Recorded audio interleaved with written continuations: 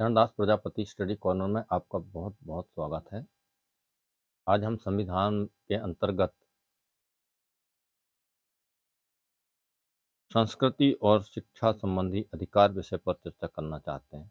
संविधान हमें किस तरह की व्यवस्था देता है, यह जानना बहुत ज़रूरी है। इसका लाभ लेना ज़रूरी है। यह कई दृष्टिकोण से लाभप्रद है।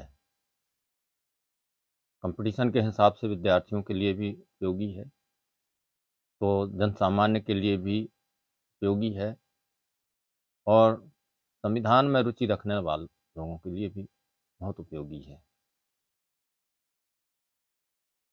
चर्चा प्रारंभ करने से पहले आग्रह है कि यदि आप चैनल में नए हैं तो चैनल को सब्सक्राइब अवश्य करें, वीडियो अंत तक देखें और कमेंट बॉक्स में अपने विचार अवश्य लिखें। वीडियो को दूसरों तक पहुंचाने का पुनीत कार्य करें। इसी आग्रह के साथ अब हम आज की अध्ययन को स्टार्ट करते हैं। इसमें अनुच्छेद 29 में संविधान में व्यवस्था दी गई है, अल्पसंख्यक वर्गों के हितों का संरक्षण।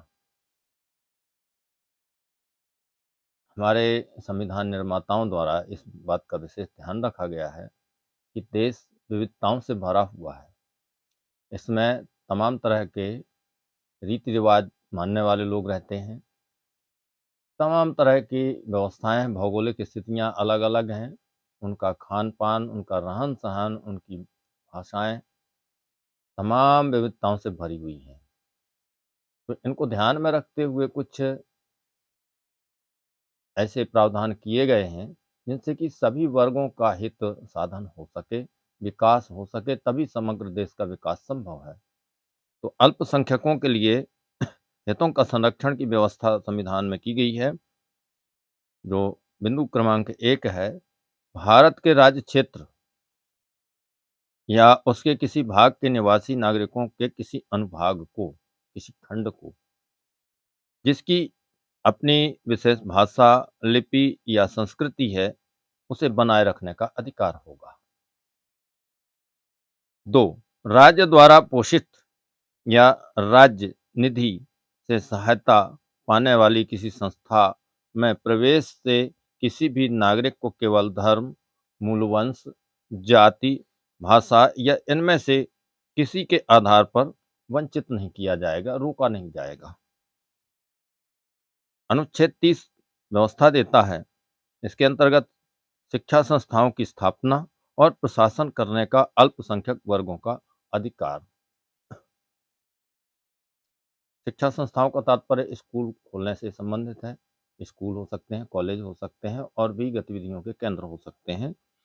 इसमें बिंदु क्रमांक 1 पर धर्म या भाषा पर आधारित सभी अल्पसंख्यक वर्गों को अपनी रुचि की शिक्षा संस्थाओं की स्थापना और प्रशासन का अधिकार होगा।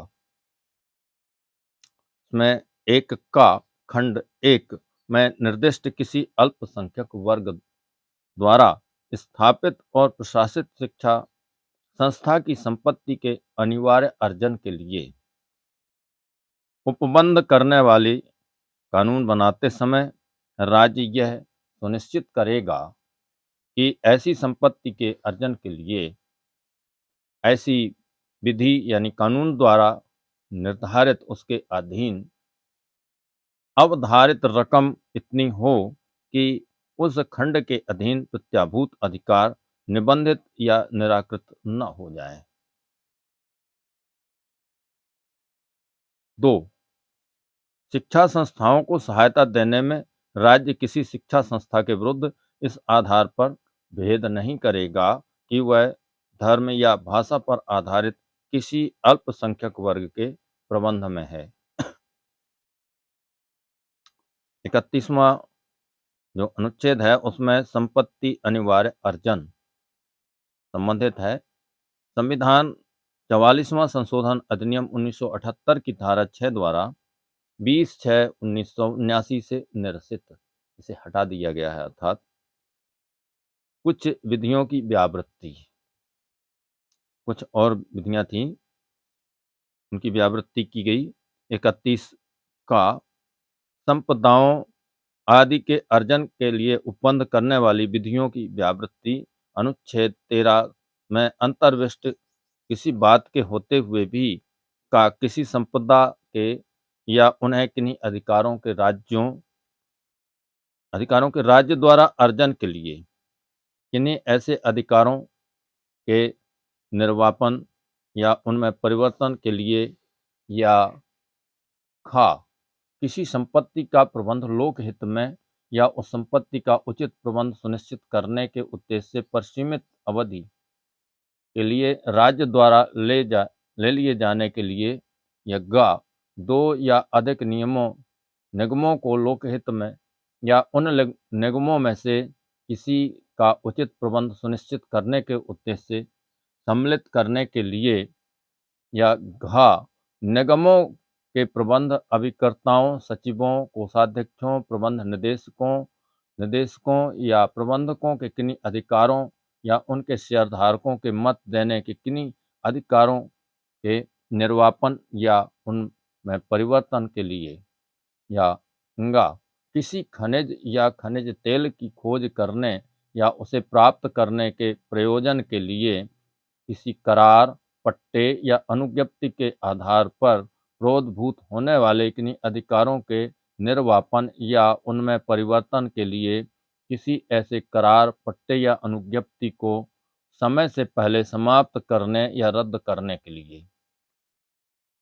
उपबंध करने वाली विधि इस आधार पर शून्य नहीं समझी जाएगी कि वह अनुच्छेद 14 या अनुच्छेद 19 द्वारा प्रदत्त अधिकारों में से किसी से असंगत है या उसे छीनती है या न्यून करती है, अर्थात कम करती है। परंतु जहाँ ऐसी विधि, ऐसा कानून किसी राज्य के विधानमंडल द्वारा बनाई गई विधि है, यानी कानून है, वहाँ इस अनुच्छेद के उपबंध उस कानून को तब तक लागू नहीं होंगे जब तक ऐसे कानून को, जो राष्ट्रपति के विचार के लिए आरक्षित रखी गई है, उसकी अनुमति प्राप्त नहीं हो जाती। परंतु यह और कि जहाँ किसी विधि में किसी संपदा के राज्य द्वारा अर्जन के लिए कोई उपबंध किया गया है, और जहाँ उसमें समाविष्ट कोई भूमि किसी व्यक्ति की अपनी जोत में है, वहाँ राज्य के लिए ऐसी भूमि के ऐसे भाग को, जो किसी तत्सम प्रवृत्त विधि के अधीन उसको लागू अधिकतम सीमा के भीतर है, या उस पर निर्मित या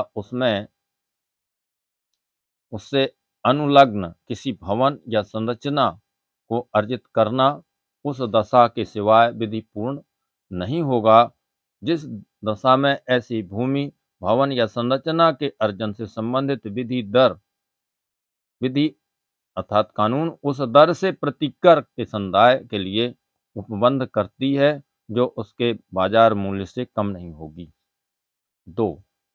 इस अनुच्छेद में का संपदा का पद किसी स्थानीय क्षेत्र के संबंध में वही अर्थ है जो उस पद का या उसके समतुल्य स्थानीय पद का उस क्षेत्र में प्रवृत्त भूधृतियों से संबंधित विद्यमान विधि में है, और इसके अंतर्गत 1. कोई जागीर, इनाम या मुआफी अथवा वैसा ही अन्य अनुदान, और तमिलनाडु और केरल राज्यों में कोई जन अधिकार भी होगा।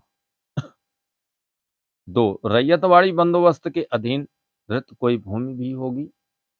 3. कृषि के प्रयोजनों के लिए या उसके सहायक प्रयोजनों के लिए धृत या पट्टे पर दी गई कोई भूमि भी होगी, जिसके अंतर्गत बंजर भूमि, वन भूमि, चारागाह या भूमि के कृषि श्रमिकों और ग्रामीण कारीगरों के अधिभोग में भवनों और अन्य संरचनाओं के स्थल हैं।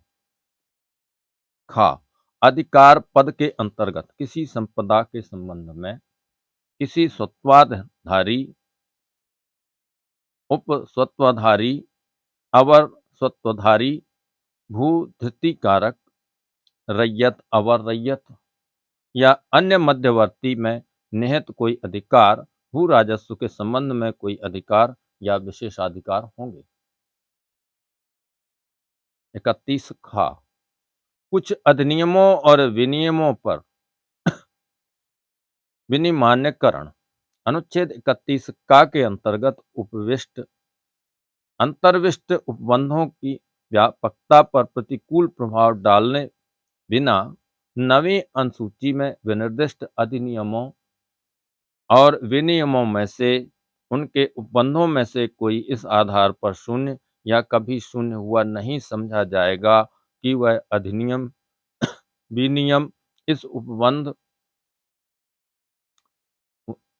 या उपबंध इस भाग के किन्हीं उपबंधों द्वारा प्रदत्त अधिकारों में से किसी से असंगत है या उसे छीनता है या न्यून करता है, और किसी न्यायालय या अधिकरण के किसी प्रतिकूल निर्णय, डिक्री या आदेश के होते हुए भी उक्त अधिनियमों और विनियमों में से प्रत्येक उसे निरसित या संशोधित करने की किसी सक्षम विधान मंडल की शक्ति के अधीन रहते हुए प्रवृत्त बना रहेगा। 31 गा, कुछ निदेशक तत्वों को प्रभावित करने वाली विधियों की व्यावृत्ति। अनुच्छेद 13 में किसी बात के होते हुए भी कोई विधि जो भाग 4 के अधिकथित सभी या किन्हीं तत्वों को सुनिश्चित करने के लिए राज्य की नीति को प्रभावित करने वाली है, इस आधार पर शून्य नहीं समझी जाएगी कि वह अनुच्छेद 14 या अनुच्छेद 19 द्वारा प्रदत्त अधिकारों में से किसी से असंगत है या उसे छीनती है या न्यून करती है अर्थात कम करती है, और कोई विधि जिसमें यह घोषणा है कि वह ऐसी नीति को प्रभावी करने के लिए है, किसी न्यायालय में इस आधार पर प्रश्नगत नहीं की जाएगी कि वह ऐसी नीति को प्रभावी नहीं करती है। परंतु जहां ऐसी विधि किसी राज्य के विधानमंडल द्वारा बनाई जाती है, वहां इस अनुच्छेद के उपबंध उस विधि को तब तक लागू नहीं होंगे जब तक ऐसी विधि को, जो राष्ट्रपति के विचार के लिए आरक्षित रखी गई है, उसकी अनुमति प्राप्त नहीं हो गई है। 31 घा, राष्ट्र विरोधी क्रियाकलाप के संबंध में विधियों की व्यावृत्ति। संविधान 43वां संशोधन अधिनियम 1977 की धारा 2 द्वारा 13/4/1978 से निरसित है। तो यह रहा आज का वाचन। इसमें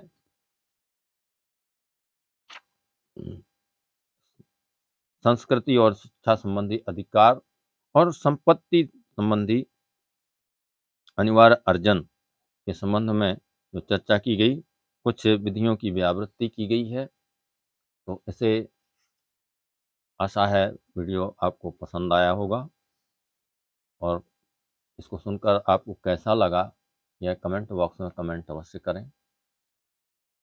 इसी आग्रह के साथ हम विदा लेते हैं।